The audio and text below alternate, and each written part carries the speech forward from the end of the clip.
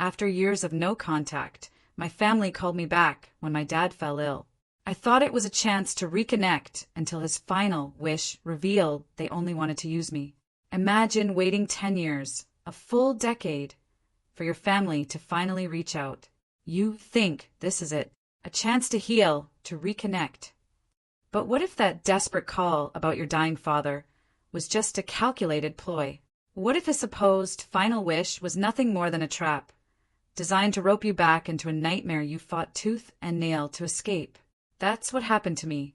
I, a 31-year-old man, really should have seen it coming. Early on, growing up, everything revolved around my twin sister, Rebecca. Everything. She was like the center of gravity in the house, and the rest of us, just background noise. I wasn't mistreated in obvious ways. I was just invisible. It didn't matter what I did, stellar grades, academic awards, winning track meets. None of it registered. If Rebecca sneezed, the whole house paused, ready with tissues and heartfelt condolences. If I broke a bone, it was an inconvenience. My parents would just sigh. Ugh, Eli, can't you be more careful? I'd ace every exam, win all the track meets, bring home trophies for things Rebecca couldn't even pronounce. And it still wasn't enough. But Rebecca? She'd bring home a crayon drawing of a blob, and my parents would act like she'd just painted the Sistine Chapel. Oh, wow, Rebecca, you're so creative, honey. They'd hang that garbage on the fridge like it was up for auction at Sotheby's. Meanwhile, I was over here solving algebra 2 years early and getting told, "Don't show off, Eli." It was like my parents treated me like I was some non-player character, the kind you always skip talking to in Skyrim or Dark Souls. They weren't just biased. They were blatantly, shockingly indifferent to anything I did. When I got into a top business school, they barely reacted. I remember telling them the news, brimming with excitement, and my dad literally grunted, didn't even look up from the TV. My mom said something like, "Well, good. That's what you're supposed to do."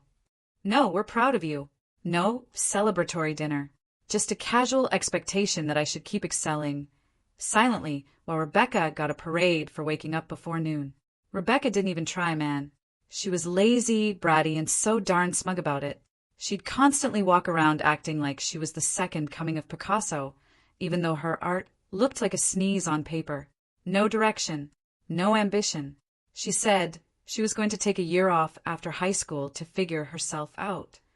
That turned into 3 years of doing nothing except shopping and treating my parents' house like a hotel. And they were cool with it, too.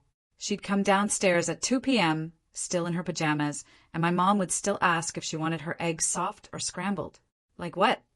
Meanwhile, I was busting my behind with part-time jobs and assignments, just trying to stay afloat at school. I needed help covering tuition, not a full ride or anything, just a little help.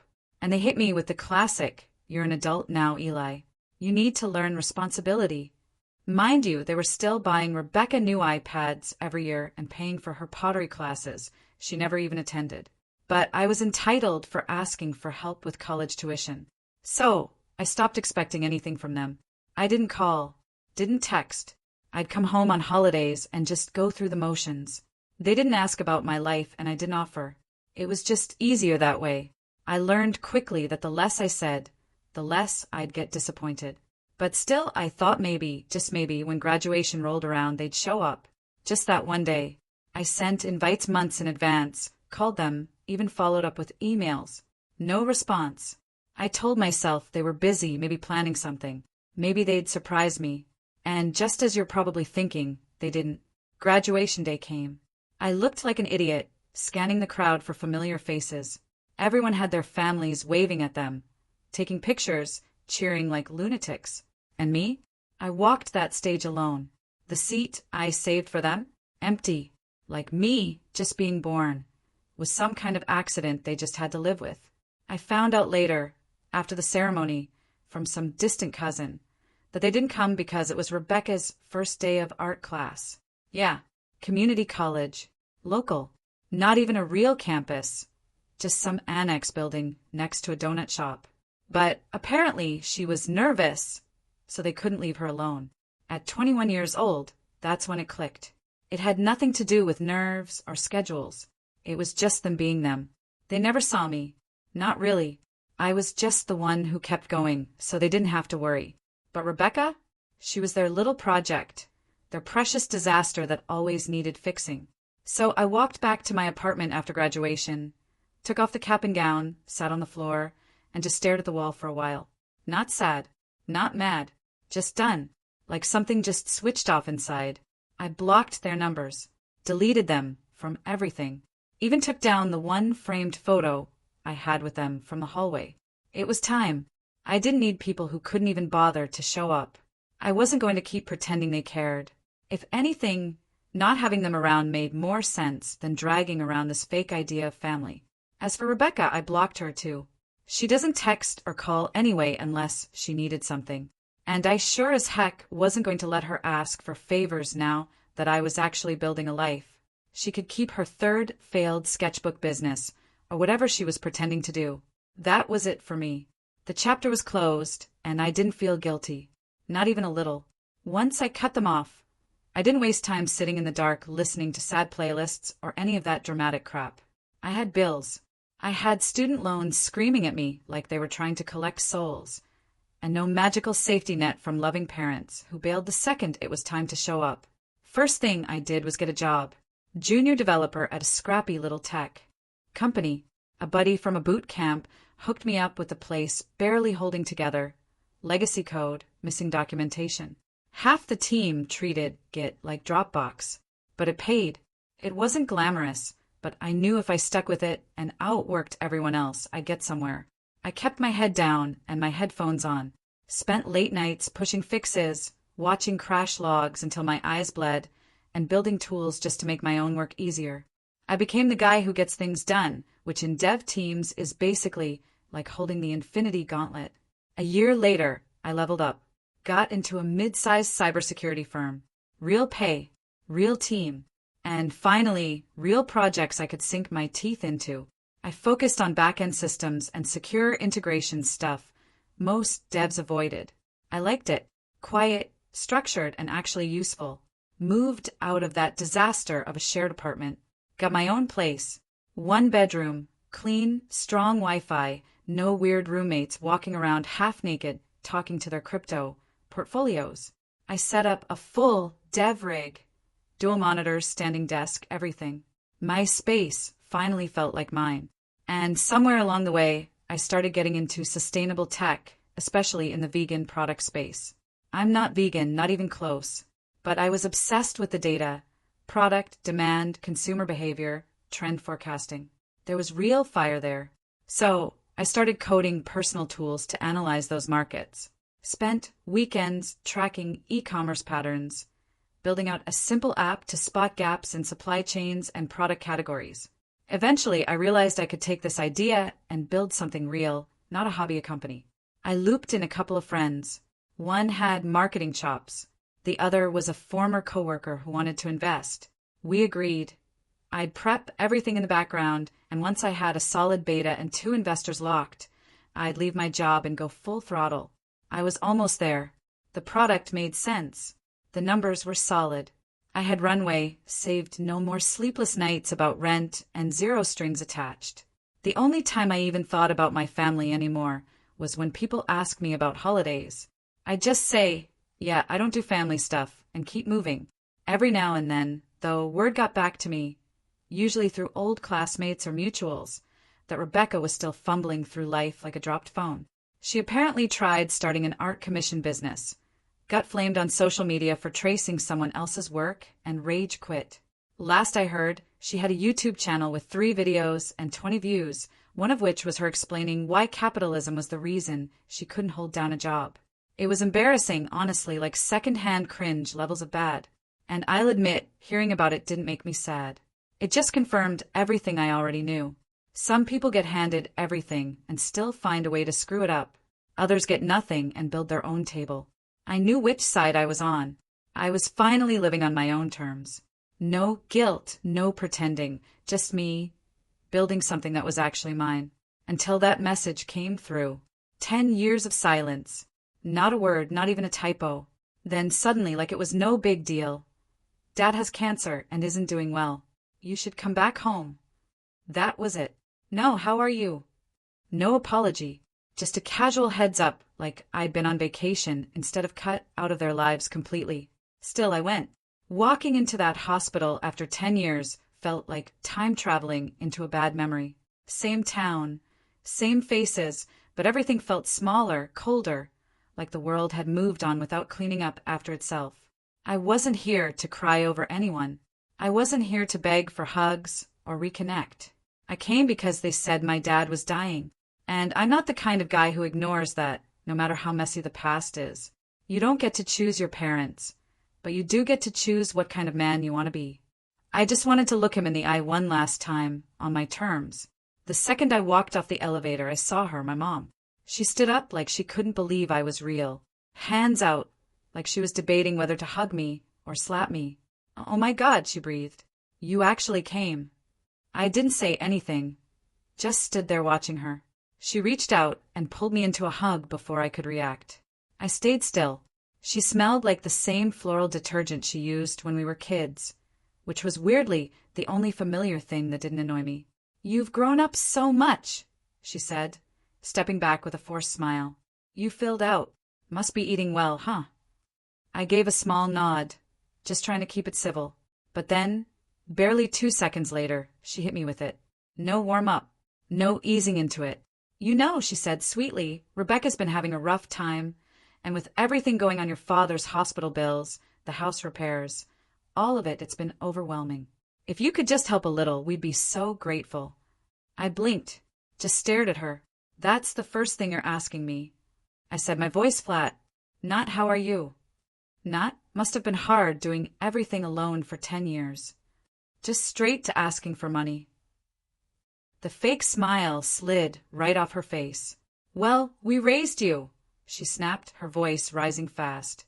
"You act like you were some orphan. You lived under our roof, ate our food, and now that we need help, you suddenly don't owe us anything." I kept my tone calm, colder than I thought I could manage. "You raised me the way someone keeps a spare tire in the trunk. Only looked at me when the golden one wasn't working." She scoffed and crossed her arms like I was being dramatic, but I didn't let up. "I'll help with the medical bills," I said flatly. "That's it. I'm not paying for Rebecca's latest meltdown or whatever dream she abandoned this month." "She's your sister," she hissed. "She's your responsibility.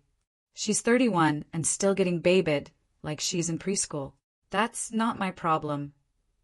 Her face was somewhere between insulted and stunned, like it had never crossed her mind that I might actually say no. "You think you're better than us now," she muttered. "Just because you make some money coding." "No," I said. "I know I'm better than the guy you all thought I was. The one you ignored. The one you left behind without a second thought." That shut her up for a second. She looked like she wanted to argue more, but didn't have the ammo. She probably expected me to show up, broken, desperate, maybe even regretful. Instead, she got someone who didn't flinch when she raised her voice and didn't care what guilt trip she had ready. I walked past her and opened the door to my dad's hospital room. And there he was, the man who once couldn't be bothered to return a graduation call, now barely able to lift his head. Tubes, wires, machines. He looked more machine than man at that point. His skin was pale, his eyes sunken. I paused for a second. It was the first time I'd seen him look human. Not angry, not distant, just worn down. His eyes met mine. He blinked like he wasn't sure I was real. "You came," he whispered. "Yeah," I said. He tried to sit up a bit, but didn't have the strength. I moved to the chair near the window. The air was heavy, sterile. Everything about the room felt like a waiting area for death. I sat down slowly, keeping my back straight. I didn't lean in, didn't offer my hand. I just watched him. "You look healthy," he rasped. "I am." He gave a weak nod, like that was all he needed to hear. Then we just sat there for a bit. Silence. Not the comfortable kind. The loaded, slow-burning kind where neither of us knew how to start or what to pretend to care about. I glanced toward the corner of the room. Rebecca was there, curled up in a chair, pretending to scroll on her phone. Her nails were freshly done. Outfit was clean, new. She still looked like someone who hadn't earned a single thing she had. She didn't look up at me once. Dad cleared his throat. "I know it's been a long time." "It has," Another pause. The monitor beeped steadily. That was the only consistent rhythm in the room. I was wrong, he said finally, about a lot of things. I didn't say anything. Just let him say it. I wasn't fair to you. To any of it. Still silent on my end. I wanted to fix that. Even if it's too late, he added. I looked him straight in the eye. For the first time ever, he didn't look back with judgment or boredom or disappointment. Just tired eyes, like he finally saw the version of me I had to build without him. You want to fix it now? I said. Not a question, just a statement. He gave a slow nod. His eyelids were drooping a little. He looked like talking took everything out of him. I want peace in the family before I go, he murmured. That one got me. Not in a soft, emotional way. Just in a really cold way. I looked out the window.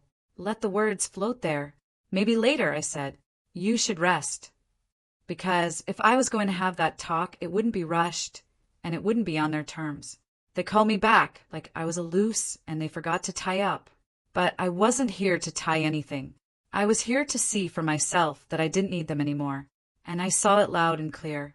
I went back the next day, not because I missed anyone, not because I wanted to make things right. I just wanted to see how deep this rabbit hole went. The vibe yesterday was too carefully packaged. I'd been around these people long enough to know when something was being staged. They didn't call me after 10 years just for hugs and sad smiles. There was something else. And today I'd find out what. Rebecca wasn't there, thank God. Just my parents. My mom sat beside the hospital bed, pretending to flip through a magazine. And my dad looked worse than he did the day before. His face had that waxy, gray look that you only ever see on people who've been slowly dying for a while. His eyes followed me when I walked in, like he was checking if I'd really shown up again, or if I was just some morphine hallucination. I didn't say much, just nodded and sat down in the chair by the window. The air in the room was heavy, that kind of sticky, medicated quiet that makes your skin itch. You could hear every beep, every softness of oxygen, every shuffle of paper like it was being played through speakers. There were a few minutes of useless talk. My mom asked if I'd eaten. I said yeah. My dad said he was tired, but better than the day before. All filler. No one in that room believed a word of it. Then the mood shifted. My mom started in again, voice soft, measured, like she was pitching a charity case to a boardroom. Rebecca's been having a rough time, she said, folding her hands at her lap like she was on a talk show. She's really trying, but she hasn't had it easy. The world's not very kind to people like her. People like her. That was rich. I didn't say anything. Just let her talk.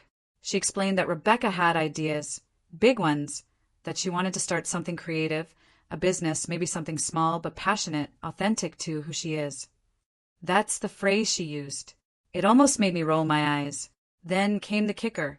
They wanted me to help. Not just financially.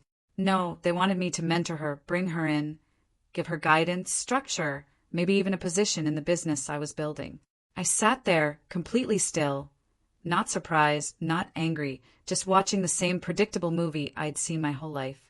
They dressed it up like it was about family, like it was my duty as her brother, like my success had created some kind of moral debt that I was now expected to pay off in full.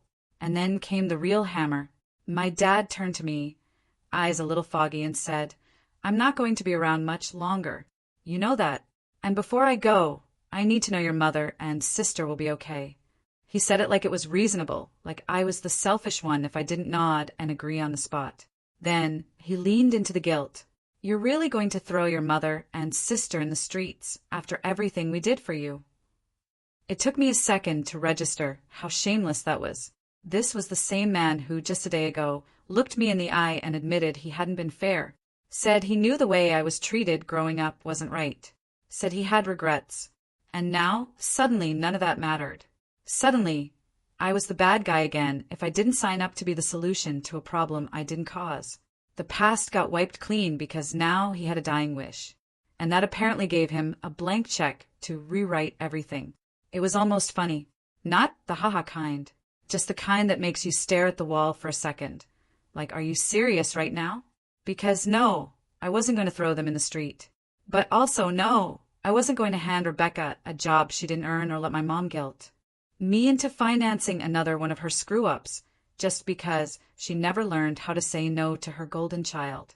They tried to spin it like this was unity, like it would be poetic. The twins finally working together, like we were some sitcom waiting for a reboot. But I knew better.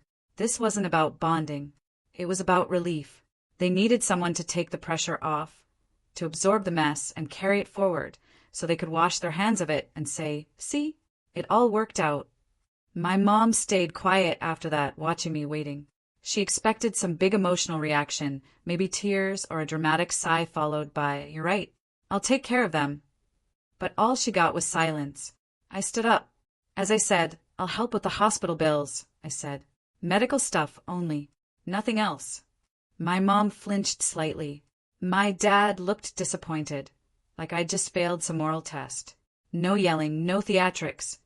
Just two people realizing their guilt trip didn't land. "She needs support," my mom muttered after a moment, not even looking at me now. "She's had support her whole life," I said. "From you. From him. She just never learned to stand on her own." Neither of them answered that. The machines kept beeping in the background. My dad turned his head to the side and closed his eyes like he was suddenly too tired to argue. My mom just stared at her hands. I walked to the door, paused, looked back one more time, not for closure, just to remind myself what it looked like. The room, the people, the old lies being recycled into new ones. I didn't slam the door, didn't make a speech. I just left. And in that moment, I wasn't their son anymore. I was their backup plan. Walking out the door, I knew she was coming. The second I left that room yesterday, I could feel it. That silence wasn't defeat. It was calculation. The guilt card didn't land. So now it was time to send in the closer. The favorite. The untouchable one. Rebecca.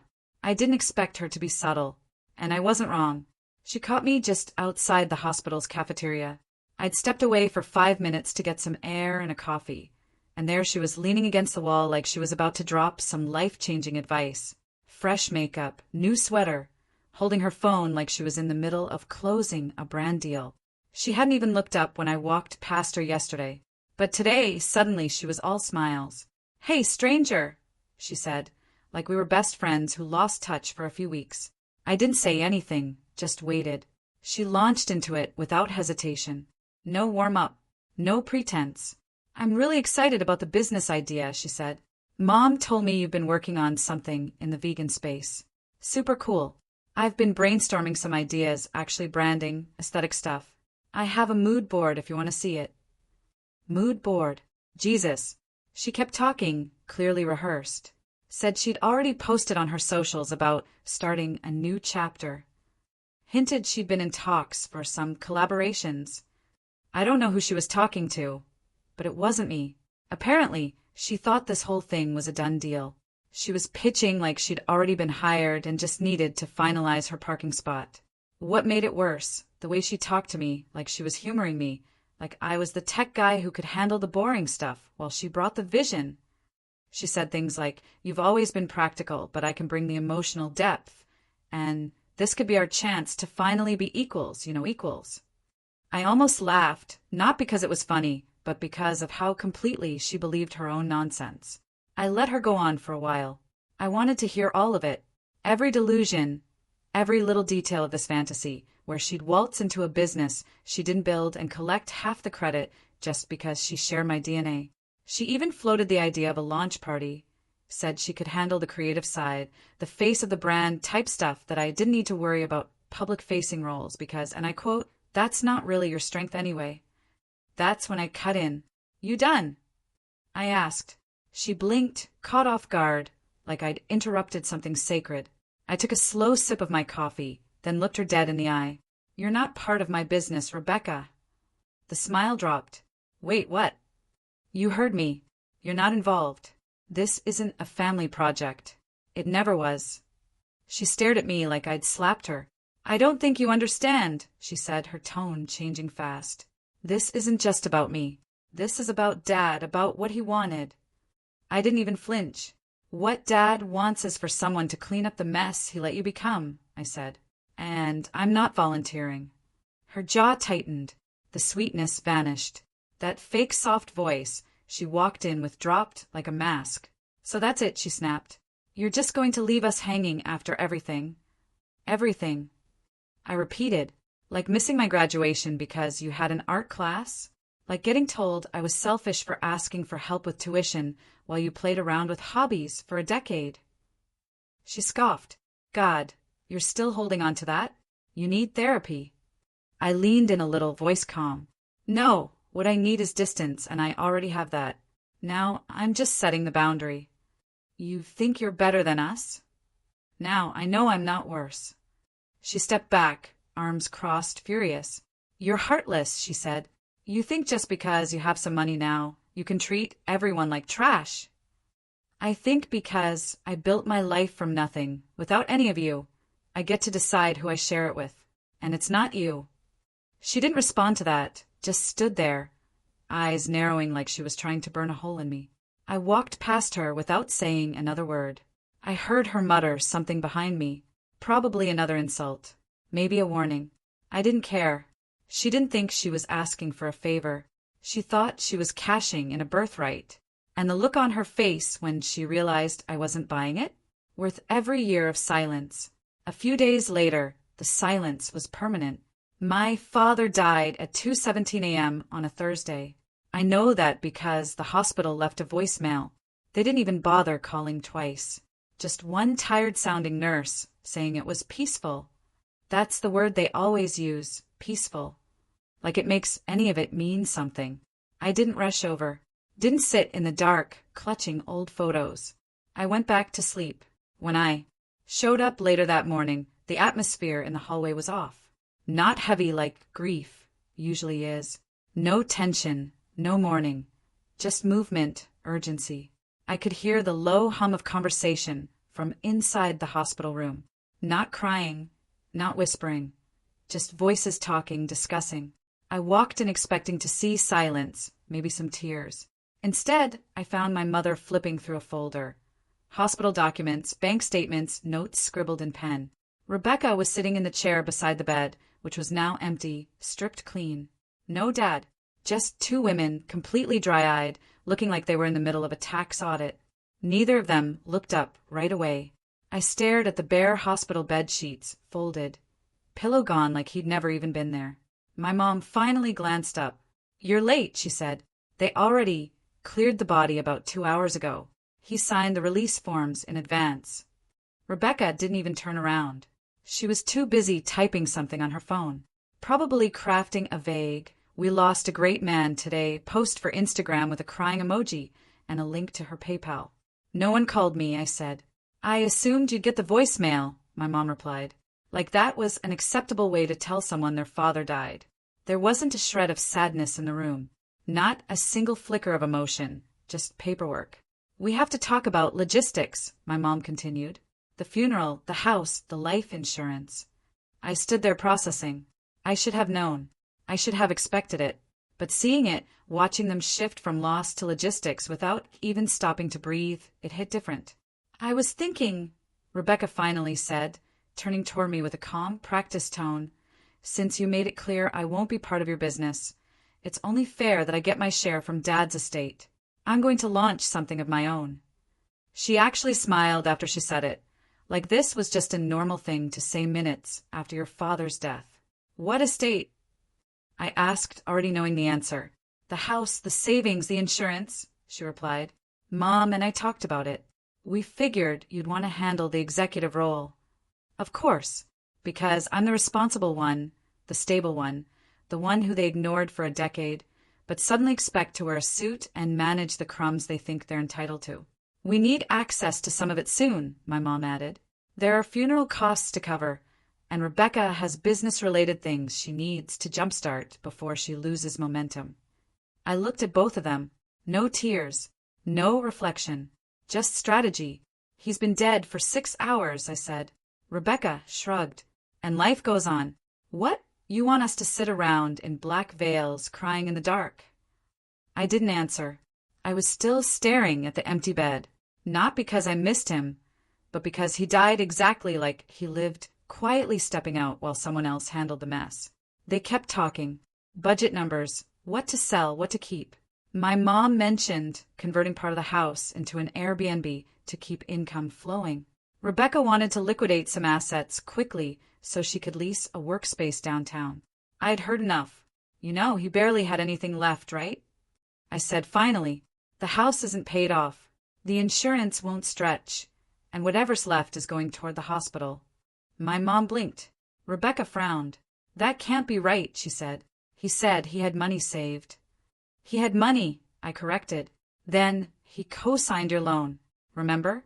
For that digital art co-op you abandoned after 3 months. Rebecca's face froze. She looked at my mom, then back at me. That wasn't that much.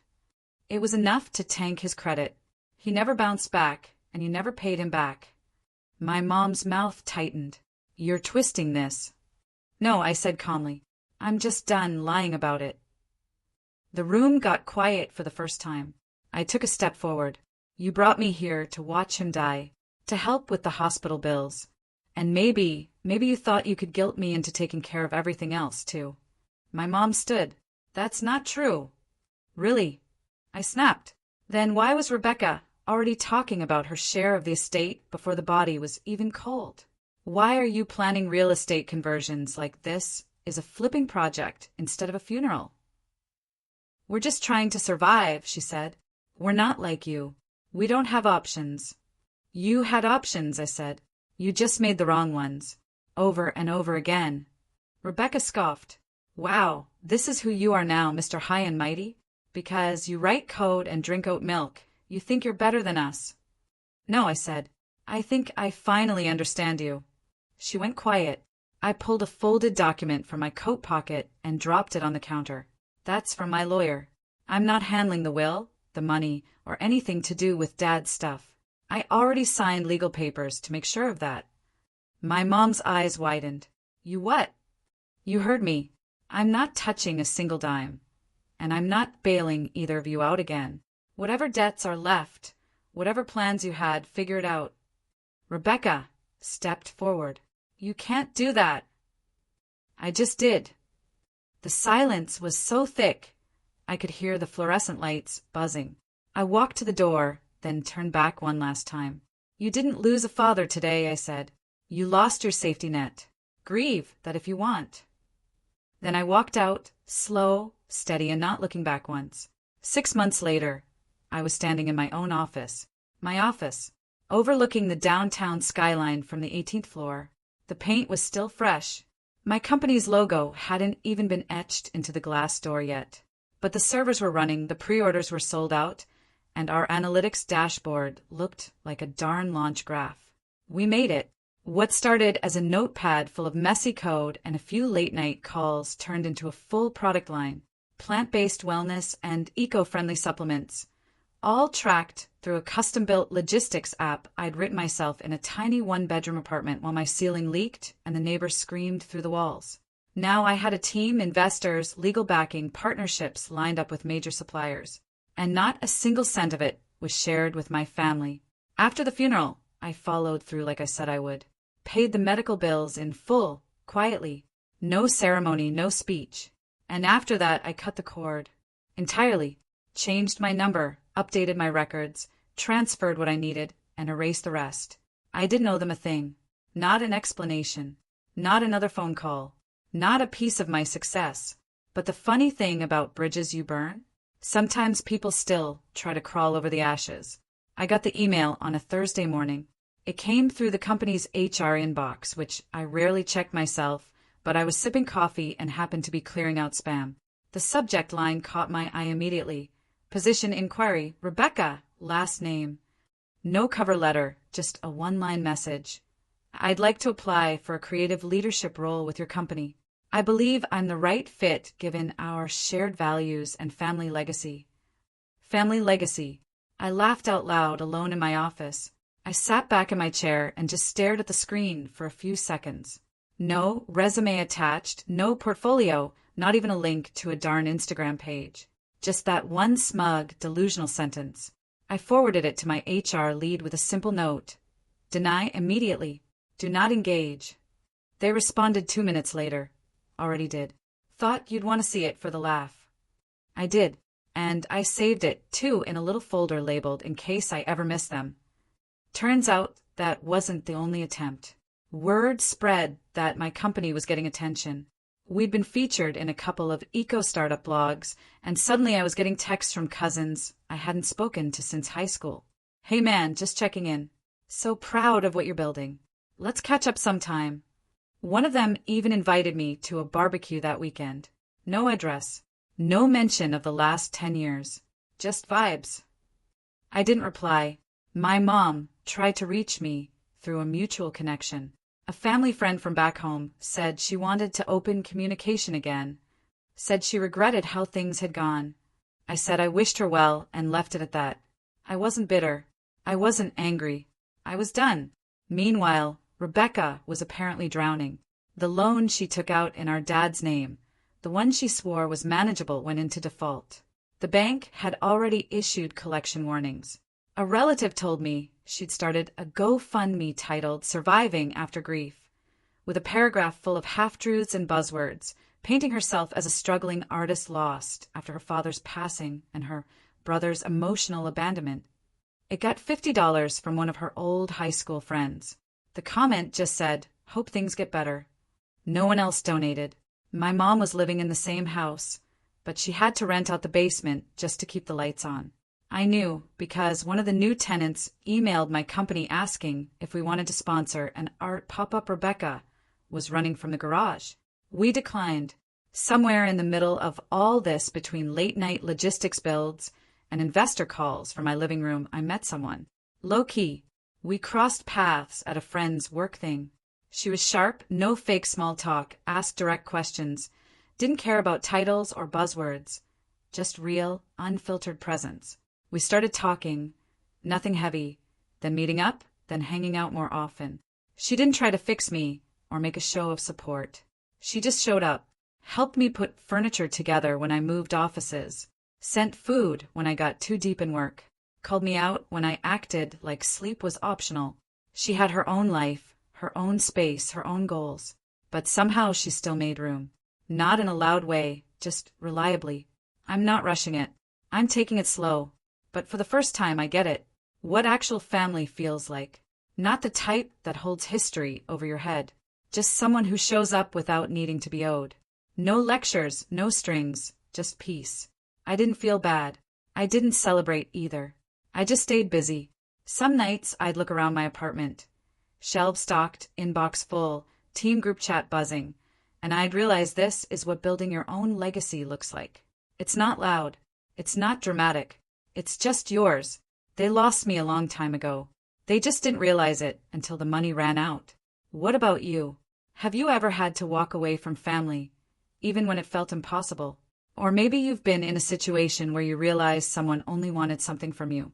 Share your story in the comments below. I'm really curious to hear your experiences.